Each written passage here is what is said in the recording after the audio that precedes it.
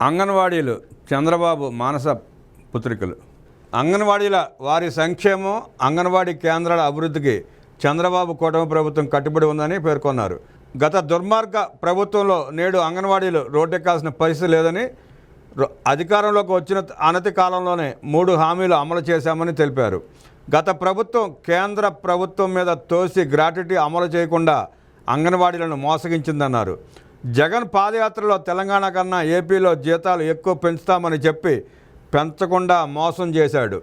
YCP నేతల మాటలకే పరిమితమైతే కర్ణాటక, గుజరాత్ తర్వాత అంగన్వాడీలకు గ్రాట్యుటీని అమలు చేసిన 3వ రాష్ట్రంగా ఏపీ ఉందని గుర్తు చేశారు. నేడు ప్రభుత్వానికి భారమైన అంగన్వాడీలకు ఇచ్చిన మాట మేరకు గ్రాట్యుటీని పెంచిందని తెలిపారు.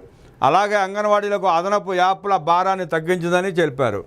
4,200 ఉన్న జీతాన్ని 10,500కు పెంచిన ఘనత చంద్రబాబుదేనని, రాష్ట్రం ఎన్ని ఇబ్బందుల్లో ఉన్నా వారికి ఇచ్చిన హామీలను ప్రభుత్వం అమలు చేస్తుందని హామీ ఇచ్చారు.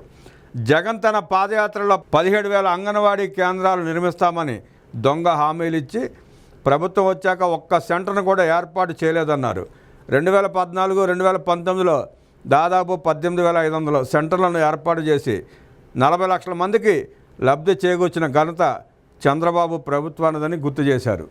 అంగన్వాడీలు తమ సమస్యలపై 45 రోజులుగా రోడ్డెక్కి ధర్నాలు చేస్తుంటే నాడు జగన్ రెడ్డి ఆ శాఖ మంత్రి కనీసం పట్టించుకున్న పాపాన పోలేదు. అంతేకాకుండా గత పాలనలో అంగన్వాడీల్లో నాణ్యత లేని ఆహారం, మురిగిపోయిన గుడ్లను పంపిణీ చేశారు. నేడు కూటమి ప్రభుత్వంలో నాణ్యమైన ఆహారాన్ని గర్భిణీలు, పిల్లలకు అందిస్తోంది. జగన్ రెడ్డి సాధికార సర్వే పేరుతో వారిని ప్రభుత్వ ఉద్యోగులుగా పరిగణలోకి తీసుకుని ప్రభుత్వ సంక్షేమ పథకాలను కట్ చేశాడు. నేడు గత ప్రభుత్వ అసంబద్ధ నిర్ణయాన్ని రద్దు చేసి ప్రభుత్వం అమలు చేస్తున్న ప్రతి పథకానికి అంగన్వాడీలను అర్హులుగా కూటమి ప్రభుత్వం నిర్ణయం తీసుకుందని తెలిపారు. జగన్ రెడ్డి పాలనలో ఇచ్చిన ఫోన్లు సరిగ్గా లేక అంగన్వాడీలు ఇబ్బందులు పడుతున్న పరిస్థితి ఉంటే నేడు వారికి మంచి ఫోన్లు ఇచ్చి ఒకే ఒక్క యాప్లోనే అన్ని పనులు చేసుకునేలా కూటమి ప్రభుత్వం చర్యలు తీసుకోవడం సంతోషకరమని ప్రశంసించారు. గత ప్రభుత్వంలో జీతాల కోసం అంగన్వాడీలు ఇబ్బంది పడ్డారు.